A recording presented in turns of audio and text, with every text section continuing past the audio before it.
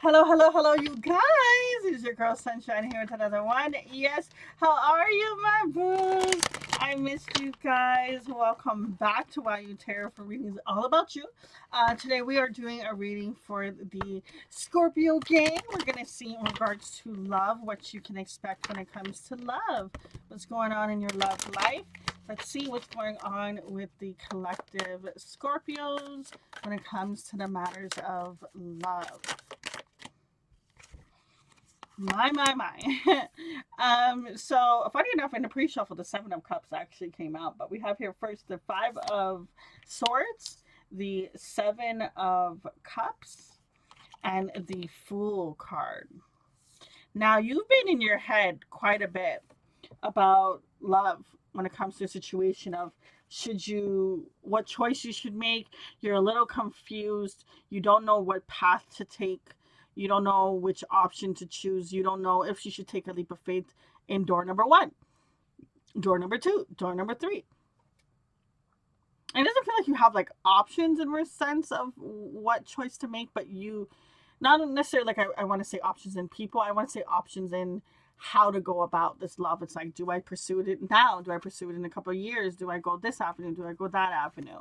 We have here the Eight of Swords. You're definitely keeping yourself locked in this mental space. Whenever we connect on your mental energy, this person has a headache. They can't see. They're very locked up, chained up. Now with this Eight of Swords energy, that is kind of like you creating that mentality, that story, whatever you've been telling yourself, you're projecting it. Because when you look here in person, she's perfectly fine. But when you look in the mirror, she's wrapped up in this string, and the birds are around her. She can't see. She's looking up. She's tied up. She doesn't know what to do. Okay. We have here the Two of Cups. Yeah, love is something that you. It's almost like it gives you a headache to think about love. When it comes to love, you're like, maybe I shouldn't even think about it. We have here the Moon card. Now, there's something that's hidden that you're not seeing when it comes to matters of love. We have here the King of Swords, the Temperance card, the Four of Cups, and the Eight of Cups. Now, the reason why you could be so guarded about love is because you had to walk away from a situation. You had to walk away from something that just was a missed opportunity. This person wasn't offering a cup of love that you wanted per se. Like they weren't giving you everything. They were holding. There was some sort of secrets. There wasn't any truth. They weren't telling the truth in a sense. They held back from their true intention. So you had to learn to have more balance when it comes to your emotions, so you can walk away. But since you've done that, it's like, do I even go ahead and pursue another love relationship? Let's see, will you? Let's clarify this Two of Cups a little bit further. Wow. At the split, Eight of Swords. You are definitely in your head, boo. You are in your head, and you've got a lot of inner dialogue when it comes to this. It's even I feel like I have a headache coming through, but there's going to be change. Look, we have here the Devil card with the Eight of Swords. So you're going to go through a transformation. You're going through a change for sure. Okay. Wow. Another split. Lover's card, twin flame connection. Maybe you thought that this person was your counterpart, and it just wasn't. It was just not enough love and chemistry to keep it going with that particular person. So you have to shut the old, you have to walk away, you have to let the new. Okay, so let's clarify this Two of Cups for the Scorpios. It's almost like every time you want to take a leap of faith, this Eight of Swords energy comes in, and it just makes you doubt it, and you don't even pursue it. And look, you guys have repeating cards over and over. Two of Cups showing up once again, divine partnership. You do want to manifest the love that you want. You want to, it's almost like maybe you're tired of being single. So what's to come for the future when it comes to Scorpio and love? What's to come for them when it comes to the matters of love? What do they need to know? What are the messages? They said not this deck, so I shall listen. What are the messages for the Scorpios when it comes to the matters of love? What are the messages? See, It was just the wrong deck. We have here barrier. Yeah, you're keeping your wall up. I don't blame you though, boo, because honestly, when I like the energy I'm feeling when you think about love is just it's like a tornado. It's just easier not to be on the subject. I totally get it. That's why you have your walls up. Will you let your walls down? Will you allow yourself to have a new connection, have this new love, have this bond that you deserve? What's going on with the Scorpios when it comes to love? Quite a bit.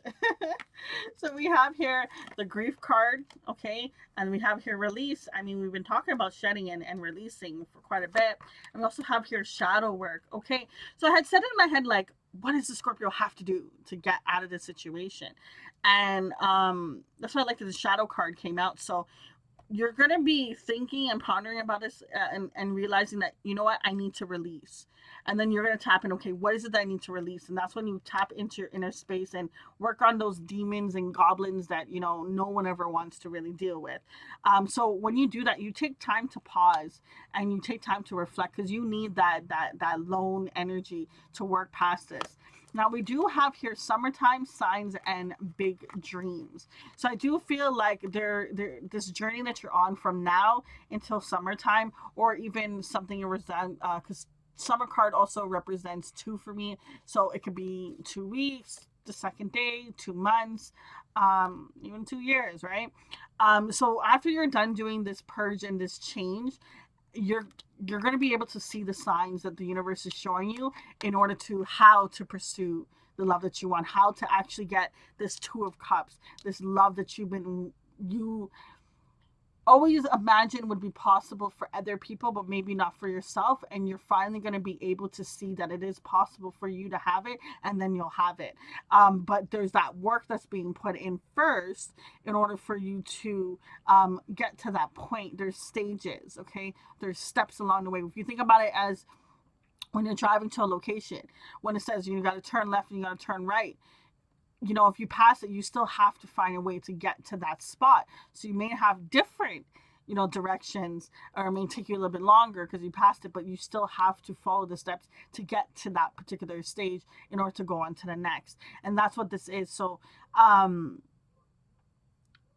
want to say, the even though the strength card is not out here, I feel like there needs to be some strength in order for you to pursue this and actually not quit. Just kind of keep going with it. Now you're gonna get a lot of wisdom. Okay, I really do feel like there's gonna be quite a bit of some signs, because even here with this owl, I feel like the universe is going to be giving you information, and you're gonna be learning how to identify when it's fear and ego versus when the universe is guiding you to pursue something and go further. So I do feel like this is going to end out very well for you, but the road to it, it's like icky. Okay, it's almost like I don't know where you're at, but in Toronto, a lot of the beaches when you're it's so gross. Anyways, a lot of the beaches, or maybe it's just a particular beach. I'm not gonna knock it and say the name, but anyways, beach. You walk it and it's like that muddy and that icky, and there's rocks and sand and stuff like that. But if you keep walking, then you'll get to the water and you'll get to the part where it's not so icky, it's not so gross, and it's the fun part of the water. And I feel like that's what you're going through. It's like you gotta go through the icky, the gross part of it, the shadow work, the releasing, and then that opens the door for you to have this big happiness. But there's a sense of you having to acknowledge that you deserve this, that you can have this, that it is possible, that the past is the past, and that happened for whatever reason it need to. The lessons are being learned, and you're releasing it, and you're moving forward, because it's time for you to open those doors. Stop having a barrier, bolt locks, like 20 different locks on here, a huge wall. Like, I don't even know what's behind this door. Like, that's how heavy y'all have your walls up. You can't see nothing. Ain't nobody getting in and ain't nobody getting out kind of energy. And it's time for you to release this, because you're meant to have the love that you want. And they're out there. The fact that you had the Two of Cups come out is there is a divine partner for you. They're out there. And you, whatever you dreamt of, that person can approach you only when you allow yourself to get onto the frequency of love, which requires you going through these stages of changing the inner dialogue when it comes to love, changing your story when it comes to love. When someone asks you about love, what story are you telling them? Oh, love doesn't work for me, or it's not meant for me, or I'm fine being single. Whatever story is, change that story. And slowly, as you start to change the story, you start to see that your thoughts and stuff will stop being so aching and like migraines and stuff like that. It's going to shift and change. It's going to allow you to release. And it's just a little bit about baby steps, taking that one step at a time. And before you know it, you're going to have your divine partnership. Your dreams are coming true. And it's just lollipops and rainbows. Guys, I'm gonna leave it at that. Until next time, it's your girl Sunshine. Deuces.